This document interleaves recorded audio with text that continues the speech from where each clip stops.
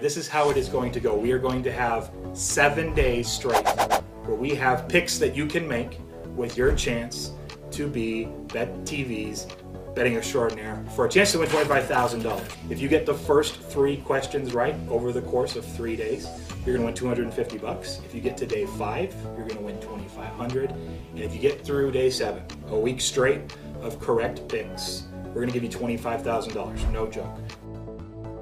That's right. Welcome to Who Wants to Be a Betting Extraordinaire. It is day 3. We have 3 contestants that have won the last 2 days, playing for at least $250 today, and 1 question closer to the $25,000 question, which will be next week. It's conference championship weekend for college football. College football is my favorite league and sport to bet, to watch. So we're going with conference championship games for the question today. It is day 3. We always do underdogs. Usually it's a pick 'em or a favorite day 1. Then a small underdog day 2, a little bit of a bigger underdog day 3. We have 4 options, all priced in a similar window, all conference champion related, all underdogs in the plus 180 to plus 200 window. So I am excited. We will see what everyone goes with. But I have a good feeling about, remember you needled Patrick about getting through like for once in his life, but then you were wrong because he actually got to day 4 last week on this. And then it feels like he's just going to go on an incredible run here. It's just my hunch. Not saying anything one way or the other, but I got a feeling that Patrick might actually make a run at this. Carlos has gotten the closest. He got to 6 days, 1 away from $25K. You made that comment about Patrick, and now it feels like it's going to happen. You want to put up the question? What are you looking at? I'm checking to see who the 3 are. Patrick, Jamie, and it wasn't Mike. It was John. John? Yep. Okay.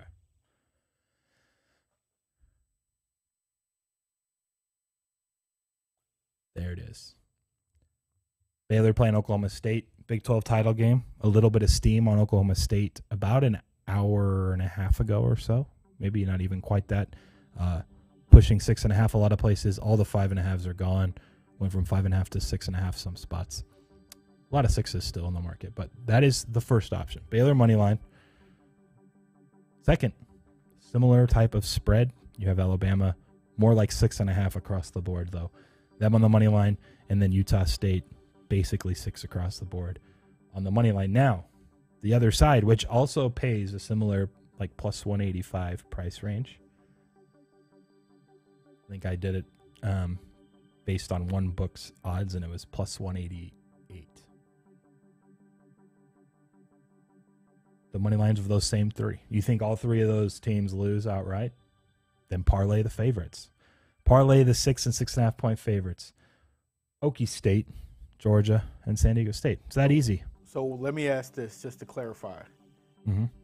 It's the parlay. The parlay has to win for D. If you pick D, all 3 of those teams have to win. Yeah. If all 3 win, A, B, and C lose. So it doesn't matter what they pick. If no one picks D, then, yeah, they only have to get 1 right on the other options. But they're all priced in that 180s range where, they're winning 35 to 36% of the time. And there's 3 of them, so we should have at least 1 winner. On average, I think. Let me check that.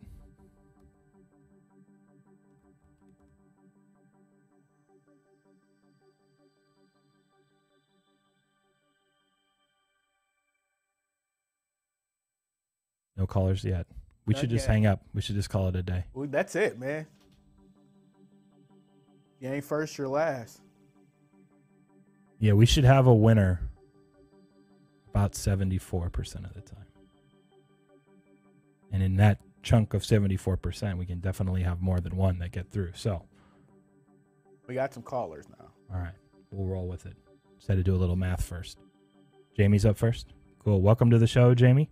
It is college football. I know that is more up your alley than some of the other questions, so you've made it through regardless.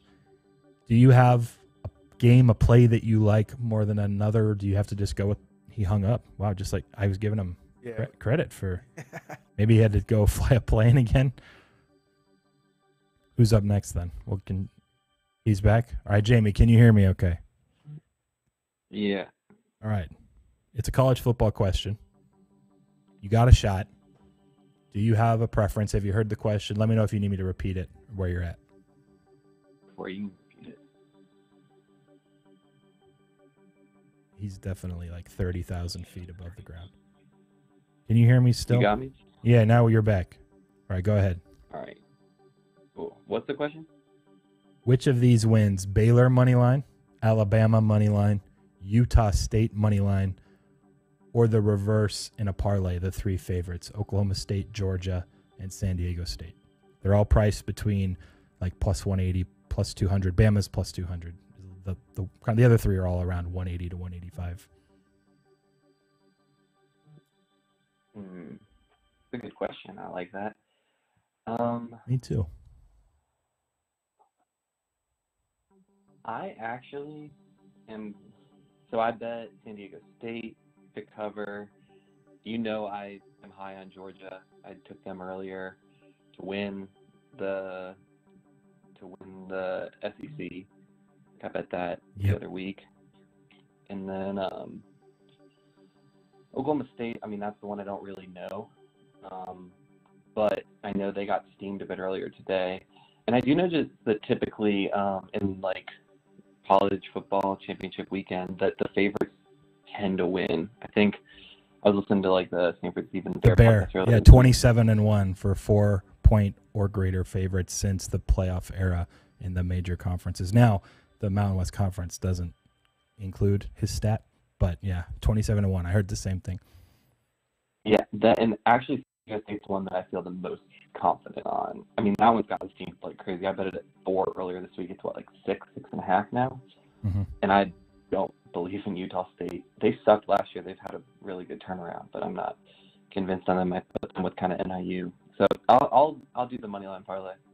Okay, fair enough. We will lock it in. D, good luck this weekend, man, and we'll talk to you on Monday. Go Chalk. Doesn't usually work, right. But it could. Nope, it doesn't usually. But I do think that's most likely here. So we'll see what we can do. Sounds good. See ya. Who's up next? We got your favorite, Patrick. Patrick, I had this premonition that you're going to win this thing. So I appreciate your confidence in me. Yeah, I don't know. It just came upon me. I was like, wait a second. Forgot. Quan was giving you a hard time. You're back here, day 3. It just feels like it's going to happen. You're giving him college football. Plus, I'm giving him college football. He's yeah, not good at college football. Exactly. That's his best chance. But you know what? I don't handicap college football, but I do listen to a lot of college football content. So I'm aware of what's going on. Just don't handicap it. I know I don't want Alabama, and I'm going to trust the steam, and I know Baylor's got some injuries too, so I don't want to take Baylor. I was on the fence on Utah State, but I was hoping Jamie would call before me because that was the only one I wasn't really sure of, and I will trust his judgment on that. And my first instinct anyway was to go with the parlay, which I'm not crazy about, but I think that's the best option too, honestly. So, well, yeah, like you said, let's go chalk. Okay, we will lock it in. I'm not going to make you think about changing it or anything, but my thoughts on San Diego State, I still think this is what sticks out the most to me. They've played, you go through their schedule, one team that is even remotely close to average at throwing the ball, and it was Fresno State, and they lost at home by like 10. Gave up 30-something. That's the one concern. Now, the difference here is that I think they can score a lot on Utah State. I think we were talking to Nick about it, and we both kind of liked over 49 and a half. So, anyways, that's my thought on that game. I wouldn't bet it personally either way, but from a matchup standpoint. Because it looked like it opened – because that looks like that's moved about 2.5 points in San Diego State's favor 3.5, 4 from the opener. So up to 6. Again, I mean, it's not a good strategy to chase the steam, but, I mean, that's going to be my strategy. So, all right, man. Let's hope they win. We will talk to you on Monday. All right. Have a good weekend, guys. You know I will. That's right. Enjoy. Bye-bye. That was pretty funny. Next. Do we have him up? We got John. All right. John, welcome to the show. Have you seen the question, or do you need me to repeat it? No, I've seen it. I'm just, and I do play these money line parlays, but I think I'm going to try to pick an upset. Okay. And let's run with it. Yeah, usually these conference championships, I bet them before, and I use a strategy that somewhat works with the points. That's the problem. But now I have to win outright. But I usually will take a team that's favored before the season ahead of another team. So obviously that would probably be Alabama. It would be. Am I right on that with the three teams? Yes, for sure. Baylor has overachieved, and Utah State has overachieved heavily too. So, yeah, those ones, they were definitely dogs if this was played 3 or 4 months ago. Bigger dogs for that matter. But Bama, it's the other direction. They would have definitely been a favorite preseason. Yeah, that's what I figured. Out of them three, Bama would be the favorite. I wasn't sure about Oklahoma State, Baylor. That would probably been pretty tight. Huh? This is a pretty big turnaround. Baylor was bottom of the Big 12 last year. Now it was a weird COVID year, and they were transitioning from Matt Rule going to Carolina Panthers. So, yeah they've definitely bounced back. Yeah. Let me go Lou Saban. Let me go with Nick Saban. I should say. I almost said Lou Saban. Jeez. Nick Saban. I'm going to go with Nick Saban. We will lock it in, man. Good luck this weekend. Right. We'll talk to you later. All right. Thanks. Appreciate it. Yep. Bye. By the way, I stole Jamie's thunder, but I was excited about that stat because I meant to mention it at some point this week when I heard it on Wednesday, but I'll articulate it slower. The Bears said that since the college football playoff era, the Power 5 conferences plus the AAC, which is the closest of being Power 5, Cincinnati, UCF's been in the mix a lot, Memphis. Favorites in conference championships of 4 or more are 27-1. Outright. They just win. And then a lot of the times they're covering too because the spreads that are lower, they're winning by more than that. But 27-1. So that's what he was getting at with. You got 3 favorites here. Now, Mountain West Conference didn't fall under that umbrella, but SEC and Big 12 does. So something to throw out there. What do you want to pick? I mean, I know what you want to pick, actually. You do? Pretty sure you want to bet the three favorites. That would be Someone just clicked. I don't know, man. I don't know who said it this week, but somebody said no way Nick Saban goes out and doesn't have his team prepared for Georgia. Oh, for sure. Yeah. I mean, they just might not be as good this year, but they're definitely going to be prepared. It's their one shot at winning a national title. I would bank on them trying. Yeah. I'm gonna let the 3 play out. I'll go Baylor money line. Ooh, I don't hate that one. I do have that of all of these priced, closer to 4 as the point spread, anyways. But that was with Bohannon, who's a question mark. Most people think he's not going to even play, but if he does, he's not 100%. So I get why the number's where it is with uncertainty with him under center for Baylor. So then at that point, I would actually go to Bama. That's the other one that I have lower. So I'm going to go with B myself, but I don't hate Baylor. Yeah. But there is a question mark with the quarterback that maybe you didn't remember. We talked about it earlier this week, but that would be my order. B, A, probably C, and then D actually would be my least favorite. Just because I think there's value on 2 of the dogs. Small, but yeah. All right. We'll wrap it up. Good week. Despite your Nashville hot chicken incident on Wednesday. I'm excited for the chip, though. I am not. I am really. You're taking this. You're making this seem like it's. I meant to look at some YouTube videos last night. I forgot, but I'll do some more research. You're making this seem very cut and dry. Like there's gonna be pain involved. Yeah, I'm used to the spicy pain. Yeah, but that's what I'm saying. Like you're underrating it. Like it's beyond spicy pain. So what? There's more than milk. What kind of are we getting? Almond milk? Why would we need almond milk? Because that's going to eliminate the heat when you're crying on air. I'm probably gonna end up doing the. If you want milk, you can get milk challenge because I'm not gonna be able to stand that. Here's the thing with like things that are really that hot, the milk doesn't actually help that much. It takes a while. I was just planning on having water. What we should do is water makes it worse. It doesn't actually make it worse. It does make it worse.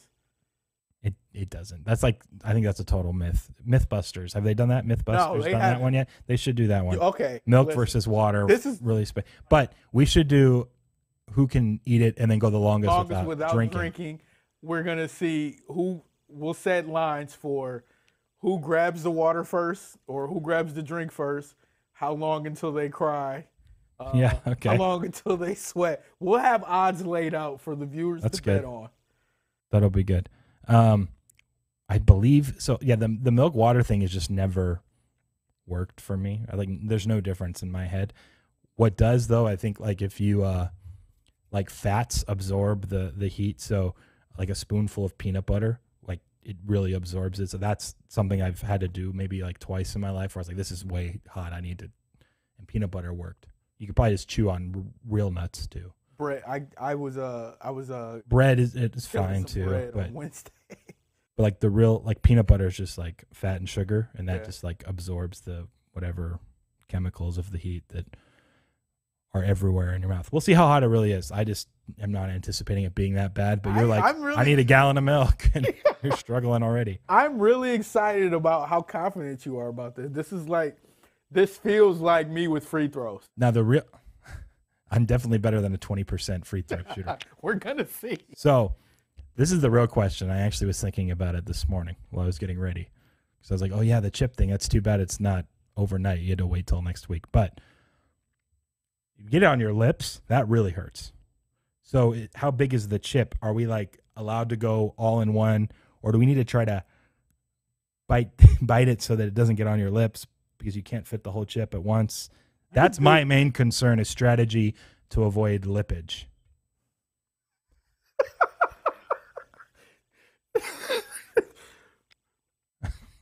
Lippage is that's a great term. I've never. Whatever you need to do to get the chip. It's not a need. I'm genuinely curious how big they are. I think it's like if it's like a Dorito, I can fit it like a bigger size of a Dorito. I think. I'm just gonna look it up right now for people that are still hanging out with us here at the end of the show. I can't wait to use lippage in conversation. Yeah, baby. Okay, hold on. If it's a Dorito, you can fit one without getting it all over your. Oh, those are bigger. It's like an extra large Dorito, I think. Okay, so then there needs to be strategy on how to. I'll probably break it in half and do 2 bites. Because trying to bite it off, if it gets on your lips, it's just. That's another level of heat that for me is less tolerable. How are you going? Listen, I don't understand this. What are you going to like? Are you gonna do you watch The Simpsons? Not regularly, but I've seen like the old ones when he ate the hot pepper. Okay, well, this is what I don't understand. Are you going to? How are you going to get it past your? Oh, okay, there we go. You're just gonna inhale it. I'm not inhaling anything. I mean, basically, if you're not trying to get it to touch your lips. Yeah, then you just put your mouth around it and chew it up. It's not hard to do that, but I'm not swallowing the thing. I don't want to die. I'm looking at some videos. Man, they recommend wearing gloves to hold it. There's no way. Like, I mean, I get you don't want to get it in your eyes. Yeah, we're gonna need some blue latex gloves. Sounds like.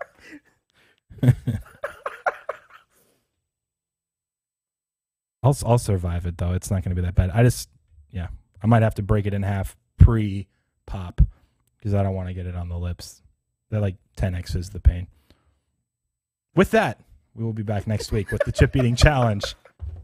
Appreciate everyone that called in. Good luck to the 3 playing for $250 and eventually $25K next week. We'll be back Monday, 4 Eastern, 1 Pacific for Last Word Cheetah. As usual, on Bets TV. Enjoy your weekend, guys.